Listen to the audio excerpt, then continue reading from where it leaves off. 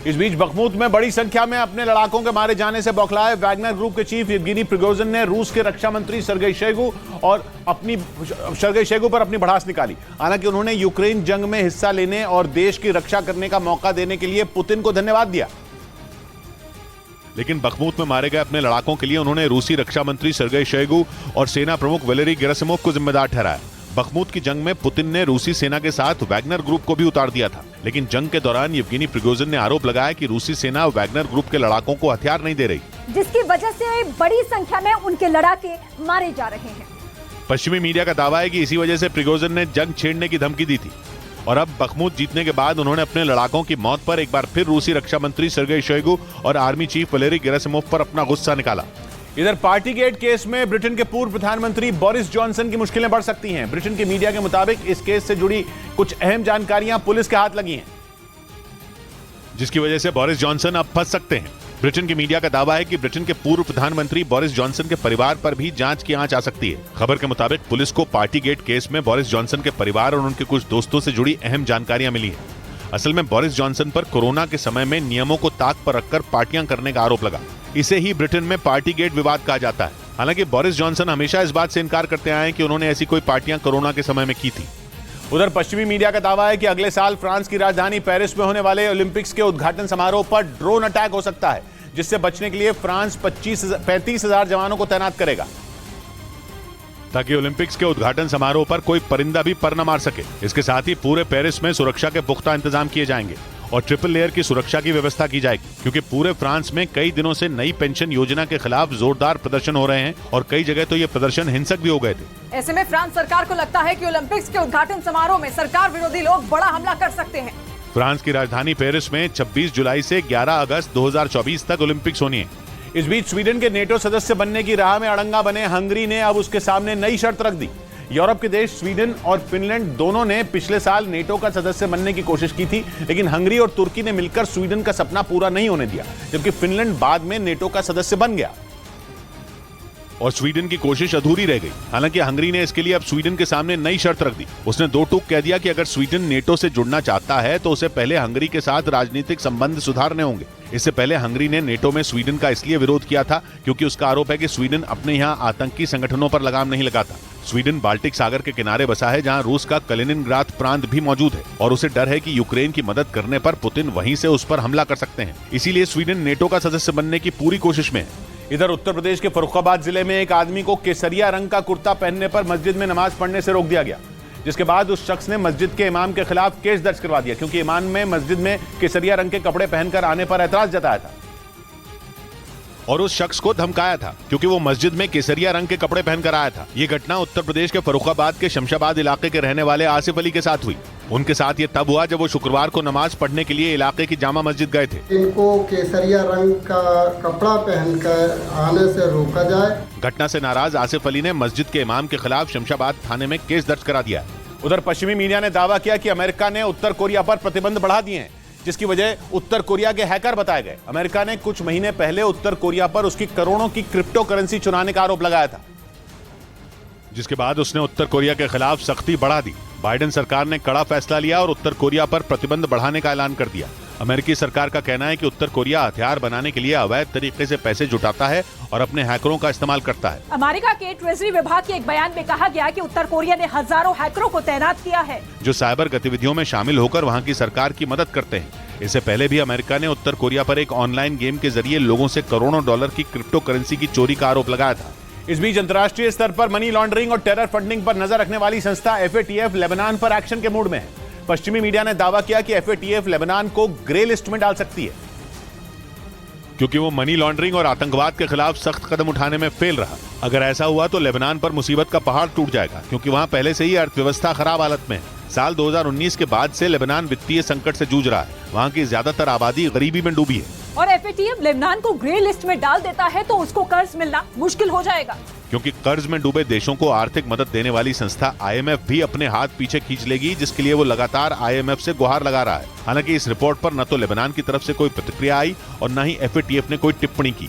उधर यूक्रेन के साथ जारी जंग के बीच रूस की तरफ से मारियोपोल की कुछ तस्वीरें जारी की गईं, जिनके जरिए यह दावा किया गया कि उसने वहां स्कूल और अस्पताल के साथ साथ कई रिहायशी इमारतों का निर्माण किया। मारियोपोल यूक्रेन का वो शहर है जिसे जीतने के लिए पुतिन ने वहां अपनी पूरी ताकत झोंक दी थी, जिसके लिए पुतिन की सेना और रमजान कादिरोव के लड़ाकों ने वहां कत्लेआम मचा दिया था। रूस की सेना ने मारियोपोल पर कब्जा करने के लिए आसमान से इतनी मिसाइलें बरसाई थीं कि पूरा शहर खंडहर में तब्दील हो गया था। बाद में कई महीनों तक चली जंग के बाद रूस ने इस शहर को जीतने का ऐलान कर दिया और अब दुनिया में अपनी छवि सुधारने के लिए रूस ने मारियोपोल में कई इमारतें बनाने का दावा किया। सबूत के तौर पर उसने वहां की कुछ तस्वीरें भी जारी की जिनमें स्कूल, अस्पताल और रिहायशी इमारतें दिखाई दी। मतलब रूस अपने इस कदम से दुनिया को ये बताने की कोशिश में जुटा है कि वो मारियोपोल को फिर से खड़ा कर रहा है। इधर अमेरिका के मिशिगन में एक मॉल में आग लगने से हड़कंप मच गया। दावा किया गया कि आग मॉल के एक ब्यूटी सप्लाई स्टोर में लगी थी, जिसकी लपटों ने देखते ही देखते आसपास की दुकानों को भी अपनी चपेट में ले लिया और मॉल में लगी भीषण आग से अफरा तफरी मच गई, जिसके बाद दमकल विभाग की टीम ने पहुंचकर आग की ऊंची ऊंची लपटों पर काबू पाने के लिए पानी का छिड़काव करना शुरू किया।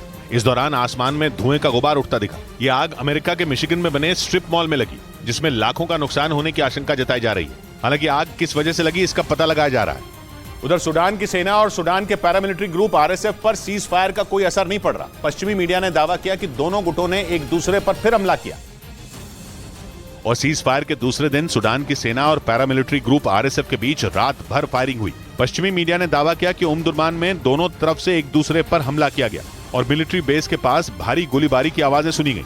दावा किया गया कि युद्ध विराम से दोनों के बीच लड़ाई में कमी तो आई, लेकिन इससे लोगों को राहत नहीं मिली। यानी सूडान की सेना और पैरामिलिट्री ग्रुप आरएसएफ के बीच लड़ाई को रोकने के लिए बनाई गई निगरानी समिति का भी उन पर कोई असर होता नहीं दिखा, क्योंकि दोनों पहले की तरह ही मौका मिलने पर एक दूसरे पर हमले कर रहे हैं। इस बीच पश्चिमी कनाडा के अल्बर्टा में भीषण आग लगने से हाहाकार मच गया। जंगलों में लगी आग का जो वीडियो सामने आया उसमें बड़े पैमाने पर जंगल जलते नजर आए और जंगल में लगी आग इतनी तेज थी कि इसने करीब 20 लाख एकड़ जंगल को पूरी तरह जलाकर राख कर दिया। जंगल में धधकती आग देखते ही देखते आसपास फैल गई और दूर दूर तक आग की भीषण लपटें उठती नजर आईं। बताया गया कि आग की ऊंची लपटों ने कुछ ही समय में सब कुछ तबाह कर दिया। वहीं तेज हवा चलने की वजह से आग जंगल से रिहायशी इलाके तक फैलती चली गई, जिसके बाद आसपास के घरों को नुकसान पहुंचा और कई गाड़ियां जलकर राख हो गईं। आग बुझाने के लिए दमकल कर्मियों को काफी दिक्कतों का सामना करना पड़ा और आग पर काबू पाने के लिए हेलीकॉप्टर की भी मदद ली गई।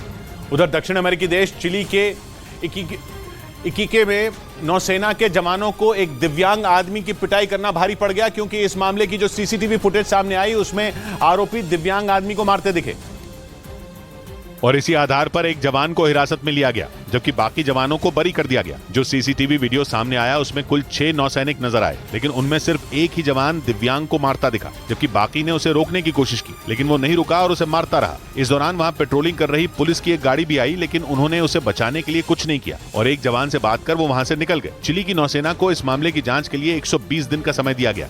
इधर जम्मू कश्मीर के किश्तवाड़ में एक सड़क हादसे में 7 लोगों की मौत हो गई, जबकि 2 लोग गंभीर रूप से घायल हो गए। ये सभी लोग एक ही गाड़ी में सवार होकर जा रहे थे, तभी उनकी गाड़ी हादसे का शिकार हो गई, जिसके बाद घायल हुए लोगों को तुरंत अस्पताल में भर्ती कराया गया। इस घटना से अफरा तफरी मच गई। देखते ही देखते वहां लोगों की भीड़ इकट्ठा हो गई। घटना की जानकारी मिलने के बाद पुलिस पहुंच गई, जिसके बाद शवों को कब्जे में लेकर पोस्टमार्टम के लिए भेज दिया गया। इन्वेस्टिगेट कर रहे हैं, केस रजिस्टर्ड है। हादसे का शिकार हुई गाड़ी में पावर प्रोजेक्ट के 10 कर्मचारी सवार थे, जो बांध का निरीक्षण करने के लिए जा रहे थे। इस बीच अफगानिस्तान में आई बाढ़ ने तबाही मचा दी। वहां के गौर प्रांत में पानी में डूबने से एक बच्चे समेत 5 लोगों की मौत हो गई, जिसके बाद लोगों में दहशत है, क्योंकि अचानक आई बाढ़ ने सब तबाह कर दिया। वहां से सामने आए वीडियो में सड़क, घर और खेत सब पानी से भरे नजर आए। अफगानिस्तान के गौर प्रांत के ये हालात कई दिन तक हुई मूसलाधार बरसात के बाद हुए। आसपास की कई नदियों का पानी खतरे के निशान के ऊपर बह रहा है, जिसके कारण रिहायशी इलाके पानी में डूबे हैं। हर तरफ बस पानी ही पानी दिखाई दे रहा है।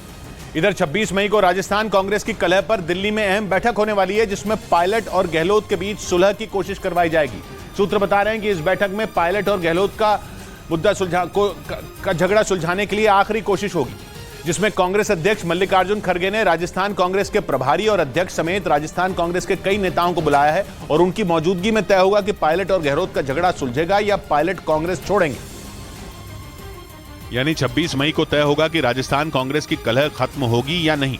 सूत्र बता रहे हैं कि गहलोत पायलट से सुलह के मूड में नहीं है, लेकिन राजस्थान कांग्रेस के प्रभारी को फीडबैक मिला कि पायलट के बिना राजस्थान की जीत की राह कठिन है। यही नहीं, कमलनाथ चाहते हैं कि पायलट पार्टी में रहें, क्योंकि वो मध्य प्रदेश की 25 ऐसी सीटों पर असर डालते हैं जहां गुर्जर समुदाय निर्णायक है। लेकिन गहलोत कैंप के कई नेताओं ने संकेत दिया कि वो सुलह चाहते हैं। तो पॉजिटिव आपको सोचना चाहिए। खबर है कि पायलट अब सीएम पद के लिए नहीं बल्कि टिकटों के बंटवारे पर अड़े हैं।